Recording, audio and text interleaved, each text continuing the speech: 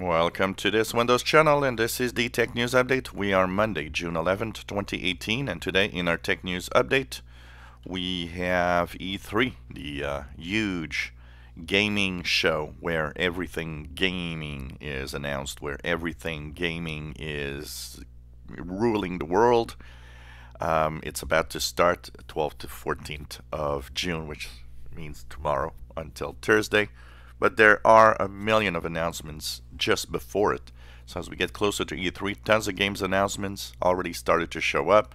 And not just gaming, also hardware announcements of all sorts. And of course, there will be a lot of stuff.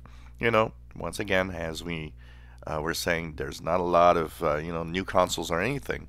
But the gaming industry as a whole has tons of things to say and to do during this week. Microsoft is reviving a feature that actually was available on Windows Phone but never made it to the PC side. You will now be able to go to the Windows Store and install apps remotely on other Windows 10 PCs that you have. So this means if you install an app on your main PC, for example, and you wish to have it on another PC, for example, I could be installing an app on my main PC and wanting to have that app on my Insider machine, I'll be able, through the Windows Store, to choose which PCs will have the app, and it's going to download and install automatically on that machine. Chinese government hackers seem to have been able to hack into very sensitive submarine and underwater warfare plans of the US Navy. A report says that this happened earlier this year, and it's not totally known the full scale of this, but it seems that they were able to get a lot of stuff. Head of Xbox, Phil Spencer, has announced something that will probably rejoice many Xbox fans. It seems that the Xbox One X is not the last console. Apparently Microsoft is working on a few more Xbox consoles for the future. So this is a good announcement if you are a gamer and Xbox fan. I think this is going to be nice to check out in the future. Facebook is, once again, they have tons of problems. And now Facebook once again in the news, this time for giving extended access to the user information database of its network. So when Cambridge Analytica scandal happened, that was something from a past era of Facebook. After 2014, Facebook kind of closed down its service so that there's not too many, of the information that is actually sent to apps and to third-party companies. Well, it seems that some businesses actually continue to have privileged access to all of this even after 2014.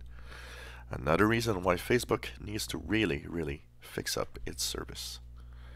Security experts are asking, what are we waiting for to ban unsecured toys for children? There are tons of Internet of Things connected toys, and it is important to have a set of regulations for any of these devices for the future. It doesn't just keep the kids safe, it also keeps the parents safe, because unsecured toys are not just a problem for the kids using them. They're a security threat to everything in your home. Well, if you're using a Mac and you still are using El Capitan 10.11, well, with a new version of Mac OS coming soon, that also means that El Capitan will soon be, of course, one of the operating systems that will have no more security updates. So the fact that no more support will be for this version means you should think about moving to something else. Right now, 12.9% of Macs are still running El Capitan 10.11. Well, the sad day is today. It's official. Net neutrality is dead, starting today. No votes and nothing happened to really make it come back or keep it alive. So right now, well, the next step for those that want to keep net neutrality alive is to turn to each state and hope that each US state will have its own net neutrality laws. Have a question for older Microsoft products? The famous Microsoft Answers forum, which is one of the forums that's very popular, where people ask questions and of course they are answered by Microsoft employees. Well, you won't have any more answers for anything that has to do with Windows 7 or Windows 8.1. In new guidelines, the Microsoft has said to its employees that these are not supported for the answers for it anymore.